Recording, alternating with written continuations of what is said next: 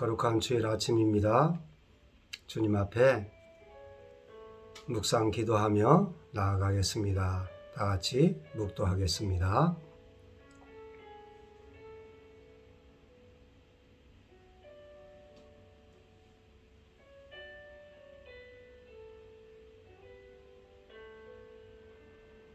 온 우주 만물을 지으시고 그 가운데 인간을 만드셔서 보기에 심히 좋았더라고 말씀하신 주님, 오늘도 저희들이 주님 앞에 신령과 진정으로 예배 드리기를 소원합니다.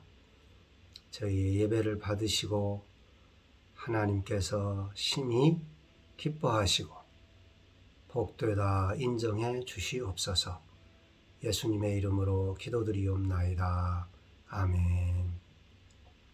오늘은 민수기 31장 말씀입니다. 민수기 31장 먼저 제가 몇 절 읽겠습니다. 1절부터 읽습니다. 여호와께서 모세에게 말씀하여 이르시되 이스라엘 자손의 원수를 미디안에게 갚으라. 그 후에 내가 내 조상에게로 돌아가리라.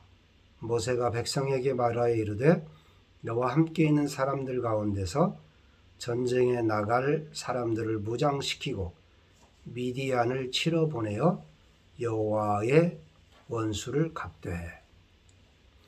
민수기 31장은 이스라엘이 가나안 정복을 앞두고 먼저 바알부올 사건으로 이스라엘 백성들을 타락시켜서 징계를 받았던 이 미디안을 전멸시키는 그 장면이 먼저 기록되어지고 있습니다.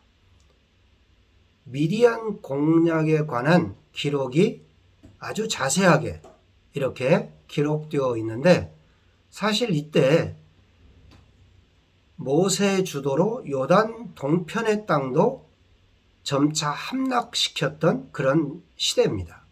그럼에도 불구하고 이스라엘을 타락시켰던 미디안 정복에 대해서만 집중적으로 소개하고 있는 것은 이 가나안 정복 전쟁의 성격이 단순한 영토 확장의 그런 전쟁이 아니라 우상 세력 축출과 하나님 나라의 건설이라고 하는 그런 부분이 있다라고 하는 것을 말씀하기 위해서 이 미디안 전쟁에 대해서 아주 자세하게 기록하고 있습니다.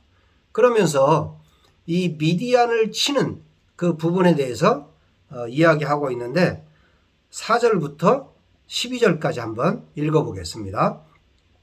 이스라엘 모든 지파에게 각 지파에서 1000명씩 전쟁에 보낼지니라 하매, 그래서 각 지파에 1000명씩 해서 12지파니까 12000명을 무장시키게 되었습니다. 6절입니다. 모세가 각 지파에 1000명씩 싸움에 보내되 제사장 엘르아살의 아들 비느하스에게 성소와 기구와 신호 나팔을 들려서 그들과 함께 전쟁에 보내매. 여기 군인들은 각 지파에서 1000명씩 12000명을 준비시켰고, 그 다음에 또 특색이 있습니다. 제사장 엘르아살의 아들 비느하스를 성소의 기구와 신호 나팔을 들려서 전쟁에 보냈다라고 하는 거죠. 그러면서 이야기하기를 7절입니다. 그들이 여호와께서 모세에게 명령하신 대로 미디안을 쳐서 남자는 다 죽이라, 그렇게 말하고 있고, 그 죽인 자 위에 미디안의 5왕을 죽였으니 미디안의 왕들은 에위와 세겜, 레겜과 수루, 후루, 레바이며 또 부올의 아들 발람을 칼로 죽였더라. 이스라엘 자손이 미디안의 부녀들과 그들의 아이들을 사로잡고 그들의 가축과 양떼와 재물을 다 탈취하고 그들이 거처하는 성읍들과 촌락을 다 불사르고 탈취한 것, 노략한 것, 사람과 짐승을 다 빼앗으니라. 그들이 사로잡은 자와 노략한 것과 탈취한 것을 가지고 여리고 맞은편 요단강가 모압 평지의 진영에 이르러 모세와 제사장 엘르아살과 이스라엘 자손의 회중에게로 나오니라. 이 부분을 미디안을 치는 부분에 대해서 한번 살펴보도록 하겠습니다. 이스라엘 자손의 원수, 그렇게 이야기하죠. 이스라엘에게 우상을 숭배하도록 유혹하고 그 결과 이스라엘로 하여금 하나님의 징벌을 받게 했던 미디안을 가리키는 말입니다. 그러므로 결국 미디안들은 이스라엘의 원수이기 이전에 선민 이스라엘을 배교케했던 하나님의 원수가 된 것이죠. 그래서 미디안에게 원수를 갚으라, 그렇게 말하고 있습니다. 레위기서에서는 원수를 갚지 말라, 그렇게 말씀을 했는데 그 말씀과는 좀 상반된 것 같죠. 그러나 여기서 원수라고 하는 것은 개인적 차원에서의 원수를 갚지 말라고 하는 것인데, 이 부분이 개인적 차원에서 원수가 아니라 바로 하나님과 백성을 욕되게 한 공동체적 차원의 원수이기 때문에 이 두 가지 명령이 모순이 되지 않는다라고 이야기할 수가 있습니다. 공의의 시행 명령인 것을 우리가 말할 수 있는 거죠. 성도는 궁극적으로 하나님의 영광을 위해서 존재하는 신분이라는 점에서 하나님의 영광과 권위를 해소하는 자에게 적극적으로 대처하는 것이 마땅합니다.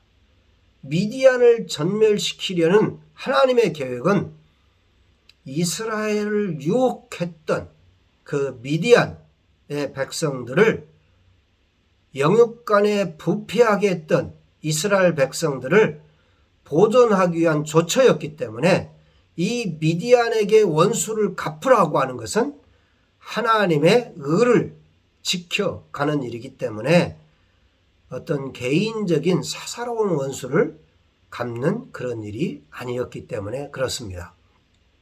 미디안을 전멸시키는 것이 모세의 최후의 마지막의 사명이었던 것을 오늘 성경은 분명히 이야기를 하고 있습니다. 하나님의 택하신 백성을 타락시킨 이 미디안의 악행은 하나님의 영광을 짓밟는 대적 행위로 간주되었고, 하나님은 하나님의 백성과 하나님을 동일시하면서 여호와의 원수다, 그렇게 이야기하는 것을 말씀을 통해서 볼 수가 있습니다. 이제 미디안 정벌을 하면서 하나님이 준비시켰던 것은 각 지파에 1000명씩 12,000명을 준비했고, 그 다음에 두 번째로는 제사장 엘르아살의 아들 비느하스를 준비시키신 것입니다. 이것을 볼 때 오직 전쟁에 능하신 하나님의 능력에 이 전쟁을 의뢰할 것에 대해서 이야기하고 있고, 이 전쟁이 바로 하나님의 전쟁임을 암시하고 있다라고 하는 것입니다.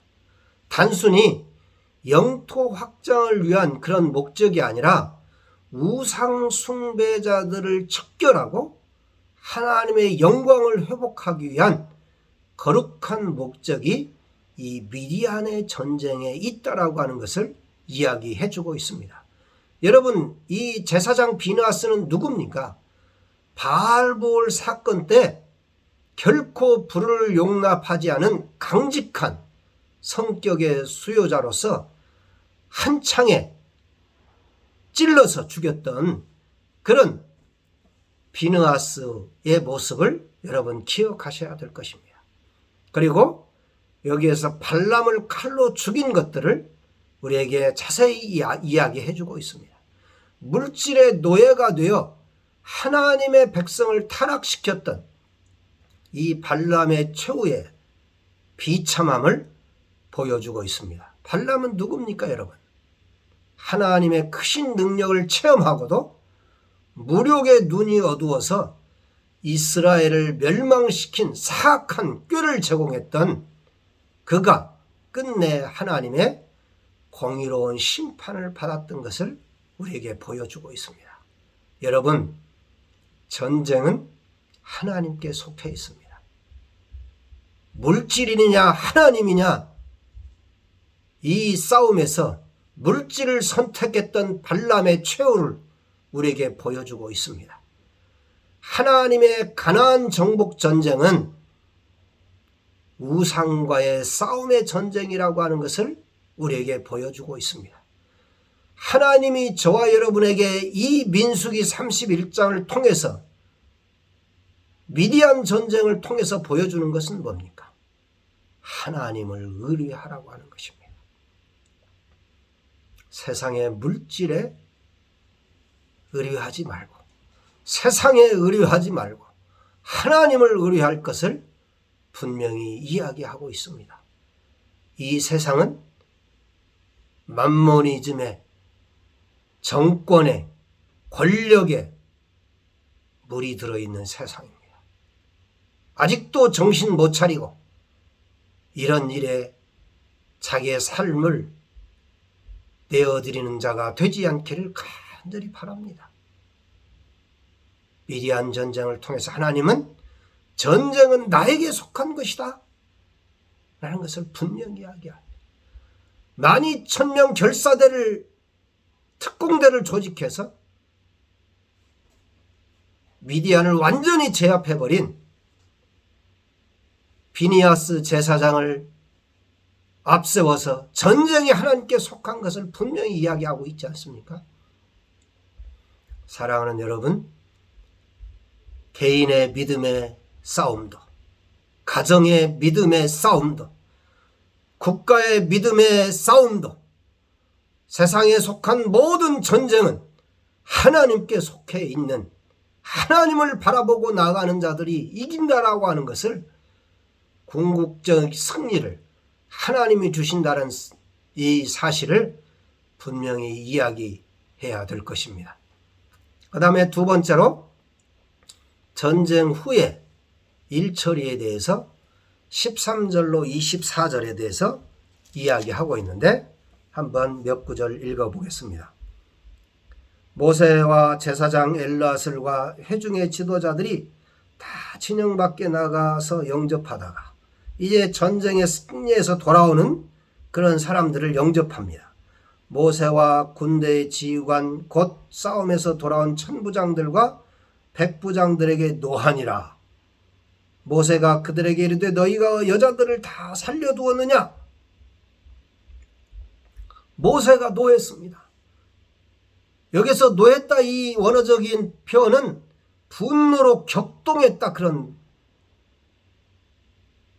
말을 쓰고 있습니다. 모세가 몹시 격노한 상태를 묘사하고 있습니다. 모세는 왜 이처럼 격노했을까요? 개선하는 자들을 향하여 심하게 분노했던 이유는 뭘까요? 그들이 하나님의 뜻을 그대로 실행하지 않았기 때문이다, 그렇게 이야기하고 있습니다. 미디안 전쟁은 사사로운 적대국이 아니라 하나님과 그 백성의 명예를 짓밟은 자들인 만큼 철두철미하게 겸멸시켜야 됐던 전쟁입니다. 그런데 이스라엘 전사들이 관용정책을 베풀어서 그 족속의 혈통을 이을 자들을 남겨두었다라고 하는데, 모세가 격노한 이유가 있습니다. 큰 승리로 인한 인간적 만족감과 약자에 대한 저급한 동정심이 하나님의 뜻에 불응한 죄악을 더욱 크게 생각하고 분노했던 모세의 태도야말로 진정 하나님의 분노하심으로 분노한 거룩한 분노를 하나님 앞에서 우리가 가져야 될 아름다운 자세로 오늘 성경은 우리에게 이야기하고 있는 것입니다. 하나님, 이렇게 전쟁에서 승리했는데 좀 봐줘도 되는 거 아닙니까? 우리가 너무 극렬하게 그렇게 다 진멸해야 될까요? 모세는 그 일에 대해서 아주 극대노했던 것을 이야기해 주고 있습니다. 여자들을 다 살려두었느냐? 군대 장관들에 대한 모세의 책망입니다. 왜 그렇습니까, 여러분? 바알보올 사건의 고스비 사건을 여러분 기억하십니까? 미디안 두령의 딸들, 미디안 여인들은 모압 여인들과 합작해서 적극적으로 이스라엘 남자들을 유혹하여 우상 숭배의 죄를 짓도록 유도했던 자들입니다. 그러므로 이스라엘 군사들은 마땅히 과거 쓰라린 죄악에 대한 단결 의지로서 과감히 미디안들을 남김없이 치라고 하신 하나님의 명령을 수행했어야 될 것입니다. 이들이 발람의 꾀를 쫓아서 그렇게 이야기합니다. 이스라엘이 시딤에서 저지른 음행과 우상 숭배는 전적으로 발람의 꾀에 따른 결과였고, 발람의 그러한 사악한 계획이 성취될 수 있었던 것은 바로 이 미디안 여자들의 적극적인 협조와 활약이 있었기 때문에 가능했던 것입니다. 그러므로 결국 본절은 미디안인들이 모두 멸절될 수밖에 없는 이유를 밝히는 것입니다. 이 일로 인하여 얼마나 많은 이스라엘 백성들이 연병으로 죽어갔던 사실을 이 백성들은 또 그저 잊어버린 것입니다. 이 군인들은 또 잊어버린 것입니다. 이스라엘 백성들을 타락해 하는, 이 배도하게 하는 우상 숭배에 젖어서 그 현장에서 음행을 저지르는 이 바알 숭배의 이 사실을 철저하게 정리해야 됐던 것들을 그새 잊어버린 것입니다. 그래서 다시 모세는 모든 아이들 중에 남자는 다 죽이고 사내를 안 여자도 다 죽이고 남자와 동침하지 아니하여 사내를 알지 못하는 여자들은 살려둘 것을 이야기하고 있습니다. 그래도 하나님이 미디안 족속의 혈통을 이을 것들은 다 죽이게 했지만 그렇지 않은 사람들은 살려둔 하나님의 긍휼을 잊지 하시는 그 자비한 성품을 살펴보는 것입니다. 다 죽여야 됨에도 불구하고 하나님의 자비로운 성품을 살펴볼 수 있는 것입니다. 여기에서 우리에게 배울 것은 뭡니까, 여러분? 우상은 다 흔적도 없이 괴멸해야 될 것을 이야기하고 있습니다. 저와 여러분의 삶 속에 하나님 이외에 어떤 것이 우상이 된다면 다 멸하라고 하는 사실을 분명히 이야기하고 있습니다. 정리해야 됩니다. 어떤 것도 여러분 앞에 하나님보다 앞서는 것이 있어서는 안 되겠습니다. 그러면 하나님이 그 사람을 사용할 수가 없습니다. 반대로 모든 것보다 하나님을 앞세우는 사람은 그 사람을 하나님이 사용하실 것입니다. 그 사람을 하나님이 쓸 것입니다. 우리는 무엇로 평가할 수 있습니까? 그 안에 하나님이냐 우상이냐 이 두 가지 중에 하나를 선택하는 두 주인을 섬길 수 없다라고 하는 것을 성경은 우리에게 분명히 이야기하고 있습니다. 결단하셔야 됩니다. 결단해야 됩니다. 내 삶의 현장에서 하나님만이, 오직 하나님만이 나의 주인이시고 섬길 내 예배의 대상이라는 사실을 분명히 기억하십시오. 마지막으로 이제 전리품을 분배하는 부분이 나오고 있습니다. 25절입니다. 여호와께서 모세에게 말씀하여 이르시되 너는 제사장 엘르아살과 회중의 수령들과 더불어 이 사로잡은 사람들과 짐승들을 계수하고 그 얻은 물건을 반분하여 그 절반은 전쟁에 나간 군인들에게 주고 절반은 회중에게 주고 전쟁에 나갔던 군인들은 사람이나 소나 낙이나 양떼의 500분의 1을 여호와께 드릴지니라. 곧 이를 그들의 절반에서 가져다가 여호와 거제로 제사장 엘르아살에 주고 또 이스라엘 자손이 받은 절반에서는 사람이나 소나 나귀나 양떼나 각종 10분 짐승 50분의 1을 가져다가 여호와의 성막 맡은 레위인에게 주라. 모세와 제사장 엘르아살의 여호와께서 모세에게 명령하신 대로 하니라. 전리품 분배의 문제입니다. 이게 참 중요한 일이죠. 전쟁에 의해서 승리하고 나서 전리품을 어떻게 분배하느냐, 이것은 굉장히 중요한 일입니다. 여기서 하나님이 모세에게 이야기한 것입니다. 절반은 군인들에게 주고 전쟁에 나가 12,000명이 전리품의 절반을 받았습니다. 절반은 회중에게 주었습니다. 아주 중요한 일이죠. 노획한 전리품은 참전 군인들 뿐만 아니라 참전치 않은 회중들에게도 분배되었다라고 하는 것입니다. 이스라엘 선민으로서 하나의 공동 운명체를 강력하게 시사하는 일이죠. 전쟁은 12,000명이 가서 한 것 같지만 뒤에서 군수 물자를 내고 준비하고 기도하고 섬기는 이 전체 백성들에게도 반절의 전리품을 주었다라고 하는 것입니다. 12,000명이 50%를 가졌으면 상대적으로 많이 받은 거죠. 백성들은 숫자가 많기 때문에 50%를 가지고 나누면 군인들보다는 적게 받은 거죠. 그렇지만 다 이해가 됩니다. 목숨을 걸고 나가서 전장에 가서 싸운 사람들은 좀 더 퍼센티지가 높은 거죠. 다 똑같이 나눈 건 아니지만 다 평등하다고 느끼는 것입니다. 그리고 군인들이 받은 것 중에 어떻습니까? 500분의 1은 제사장 여호와께 드릴 것이다. 여호와께 드린 것은 어때요? 제사장에게 드리는 제물이죠. 그리고 일방 백성들은 어때요? 50분의 1을 2%를 가지고 레위인들에게 주라 그랬습니다. 아주 정확하게 정말로 누구도 불평하지 않게 다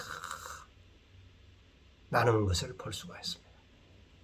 이번 승리의 영광을 전적으로 하나님께 돌리고 그 은혜를 감사하게 하는 거죠. 또 승리가 오직 하나님께로부터 비롯되었음을 행동으로 고백하는 것입니다.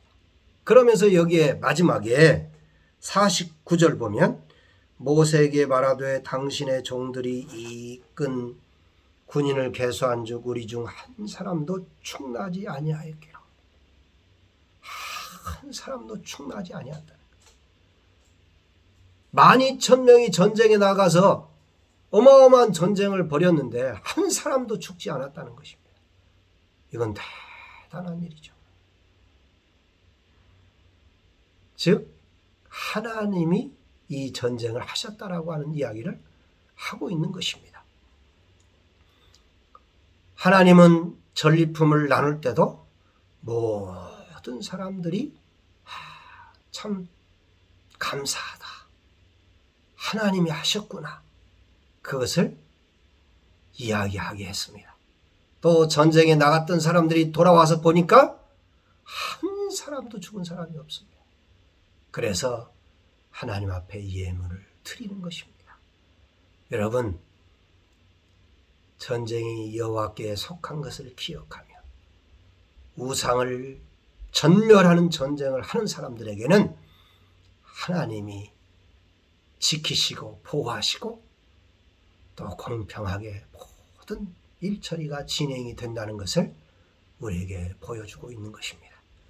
민수기 31장을 통해서 우상과의 전쟁에서 승리한 이스라엘 백성들, 하나님을 믿고 나아갔던 이 미디안 전쟁의 그 결과가 어떠했는가를 하나님은 우리에게 보여주고 있습니다.